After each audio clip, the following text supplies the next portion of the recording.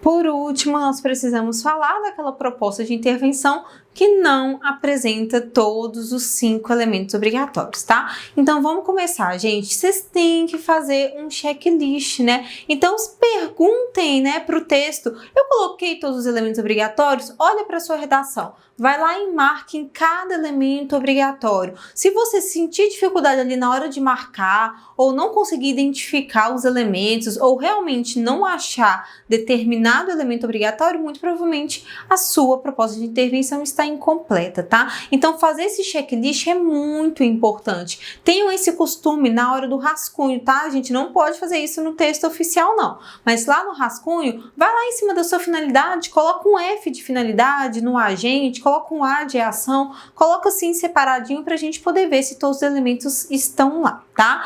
Depois, gente, esses elementos estão separados. Se por acaso, na hora de fazer esse checklist, você pegar ali uma informação que, ao seu ver, né, funciona como ação e como modo, tá errado, tá, gente? Eu não posso ter uma mesma informação funcionando como 2 elementos obrigatórios diferentes. Eu preciso que essa separação fique bastante evidente na construção da sua PI. Por isso o checklist fica tão importante aí para a gente não esquecer esses elementos obrigatórios, tá?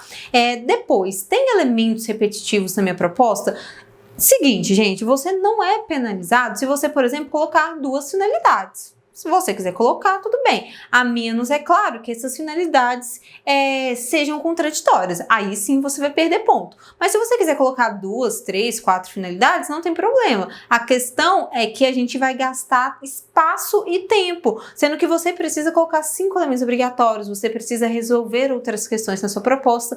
Então, às vezes, não é muito viável você colocar 2 finalidades ou, por exemplo, você colocar 2 ações. Muito cuidado nessa parte da ação, tá? Se você colocar 2 ações, por exemplo, tem que ficar muito claro se o próximo modo que você colocar diz respeito à primeira ação ou se vai ser em relação à segunda ação, tá? Evitem fazer isso. Se vocês precisarem propor mais de uma ação, façam o seguinte: coloca a primeira ação, coloca os elementos obrigatórios, depois que essa primeira ação estiver toda finalizada, aí sim a gente vai propor outra medida, tá? Pra gente não bagunçar um pouco ali na hora de elaborar a nossa PI.